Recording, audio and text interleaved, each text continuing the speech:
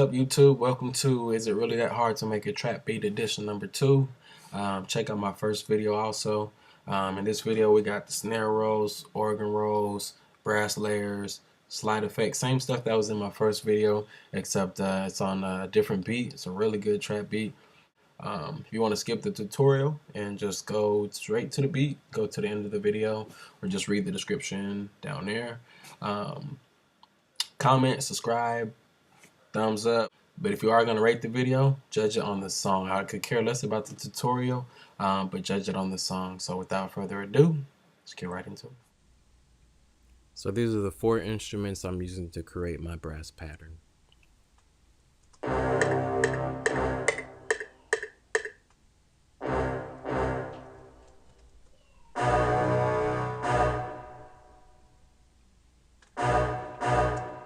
That's my brass pattern. It's very simple. And actually, this is just one instrument that I'm using to create the layer. It sounds good, but I'm going to go ahead and layer it for it to sound better. So I'm going to show you real quick on how I actually layered it. It's real simple, and I'm going to move through it kind of quickly. You go to Channels, Add One, and then Layer. And you highlight every instrument that you want to become your layer. And then you click on Set Children on the actual layer box. Here's what it sounds like. So you can probably hear a difference. It's a lot better. So also my sounds are on reverb, so you set 1 or 2 or 3 or 4, whatever state you want it to be on, and you add the preset or the effect onto the channel. All my pretty much all my instruments are on reverb. And this is the full layered sound.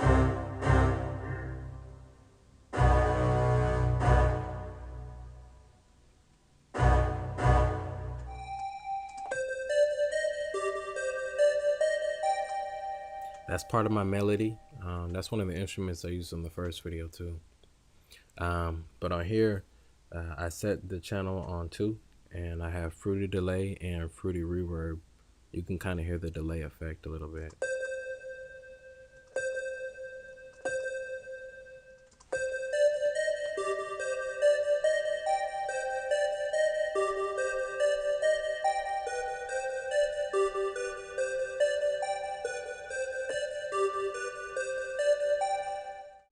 And this is what I call sound check. This is how I make my beats.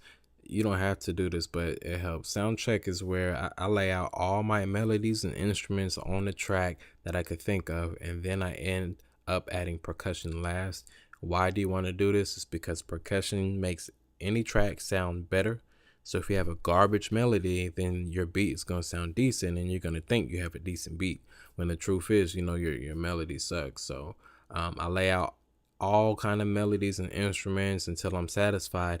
Then I move on to percussion, and then my tracks should sound great.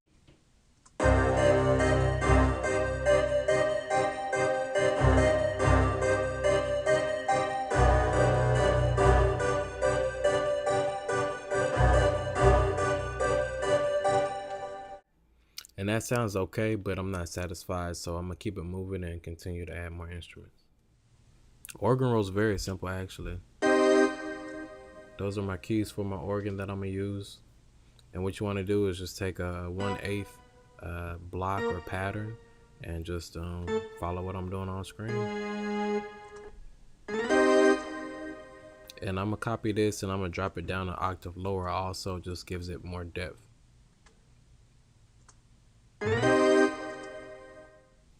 I touched on the slide effect or slide button a little bit last time, and I'll try to explain a little bit more in detail. So that you just lay out a note for the duration of how long you want it, and you want to click on the slide button, and what you want to do is lay out your pattern just like normal of where you want the notes to change.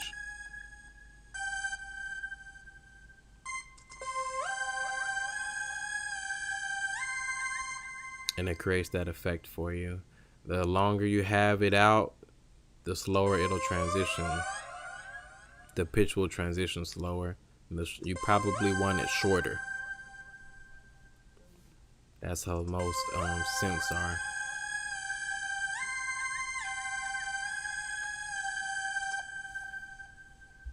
That's all it is to it.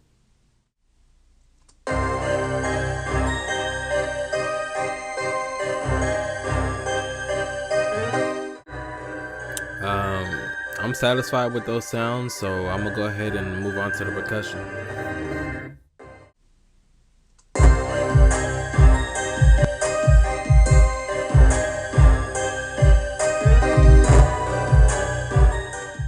And of course, it sounds much better with the percussion. Hi-hat patterns are all about your creativity, really. But word of advice, keep it clean and crisp. Lex Luger, no matter how intricate his patterns are, he always has them clean and crisp.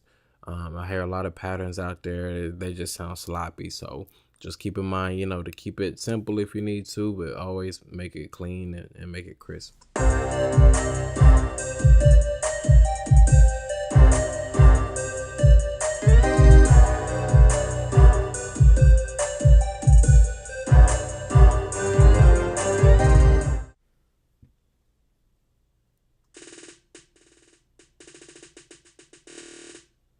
Snare rolls are the exact same thing as the hi-hat pattern. You just want to keep them nice and clean and don't make it sloppy.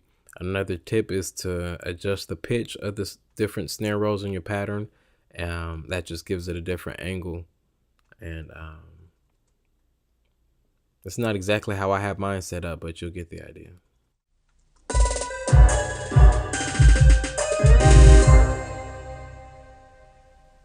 Last but not least, what you want to do with your snare rolls and just with all your a lot of other percussion sounds is to pan the percussion sounds right to left, left to right.